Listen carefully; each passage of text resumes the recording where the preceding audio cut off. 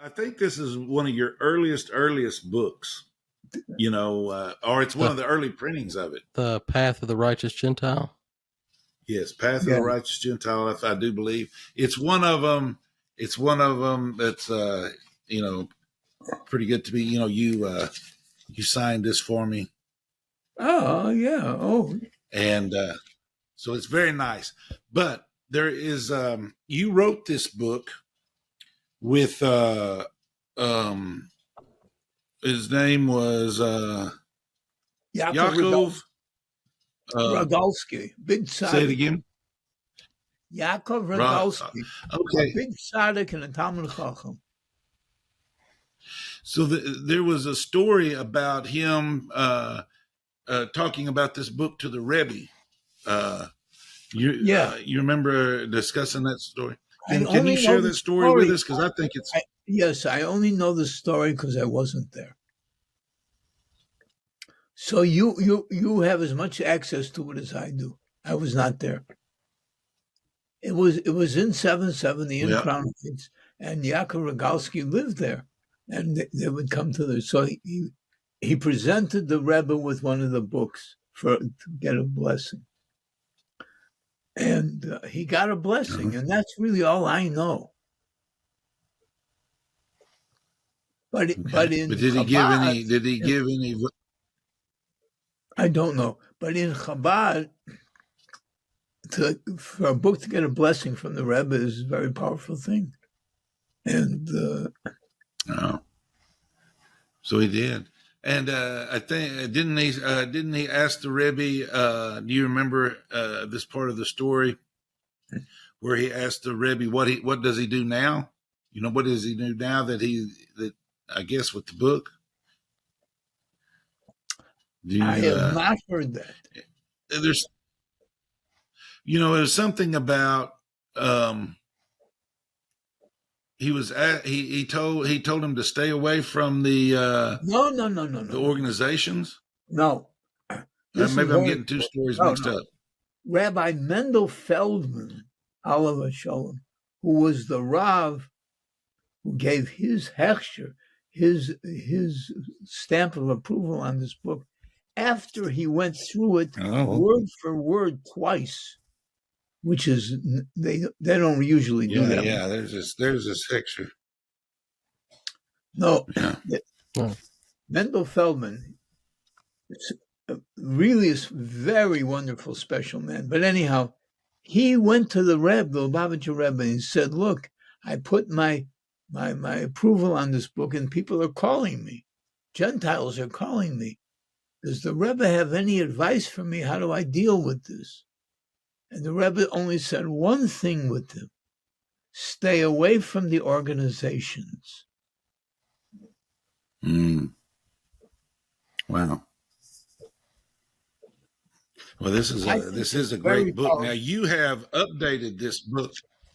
You have updated this book, correct? And you have it on Amazon.com, the newest version, the updated version. Yeah. Sure. Because this was what, back in 1987 that you wrote this book? 1987, yeah. That's when it was first published. I wrote it in 84, 83, 84. The Rebbe was talking about this every week, and there was nothing about it. There was one book by Aaron. He was the son-in-law of Aaron Soloveitchik. I forget his name. He was the son-in-law of Aaron Soloveitchik? Yeah. Anyhow, he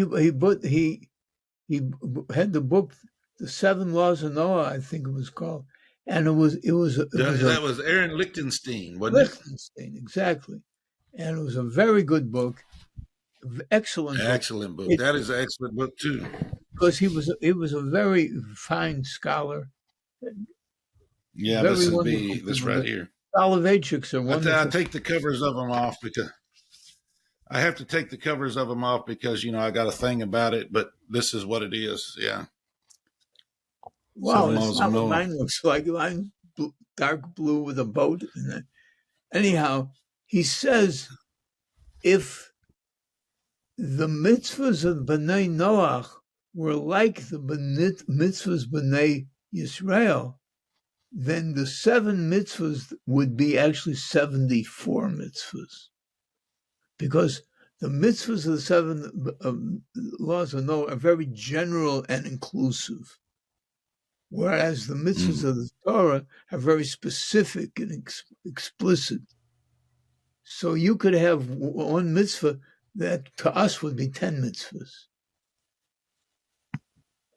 And that's really the premise of the book. And he says, yes, so, yes, it is. So the 70, I believe the 7 mitzvahs, but they know really, if we looked at the way ours are, the way that it would be 74 mitzvahs. And it was a brilliant book. No. Excellent. As It far is. as I know, I recommend it. Yes, absolutely. And as far as I know, that was the very first English language scholarly work in the Torah. It was that book. And mine was. You said the Rebbe was talking about it. This topic every week. It was a big topic for the Rebbe in the 80s. That's why I started to write the book. I said, nobody writes this book. So let's do it. And I worked with Yaakov Rakowski because he was a much bigger scholar than I. And we got the Rebbe's bracha, and the book helped. It helped. Yes, Vendel Jones, Oliver Sholem, told me himself that he himself gave away or sold 5,000 Pastor Writes a Gentile. I bet he did. I first got introduced to it about 2002, even right before that. Right before I met Vendel, and that's when I got introduced to it. I might have been holding this book upside down. Maybe, I don't know. No, no. You can tell by the words. Yeah. So You know how we got that picture? You know how we got that picture? There's a story behind that picture. I was trying to shoot a picture for the cover for the book. And we were at the wall. Oh, really? And Gil Locks, Gutman Locks, you know him. Yes. He interviewed you. Yes.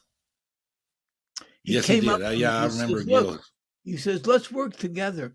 I'll scare the pigeon and you'll take the picture. Because we couldn't get them. If they're sitting there, there's not much of a picture, a bird is seeing. We want a bird that's flying. So he says, if I'll scare them, you'll take the picture. And he did this. He jumped up. Yeah. And that bird jumped out. And I got the picture, and that's it. He's a great guy. You do know, Brad, this is probably out of all the books in this room, that it still does have the book jacket on it for some reason. I've never took the book jacket off this book. It's a good. And you want to hear the worst That's story? amazing. Originally, this was published by Targum Press, who had an arrangement with Feldheim. And it was their second book ever published from that publication. Is that right? Yeah. Yeah, I have it. I have this as a Targum Press. Yeah. Yeah. And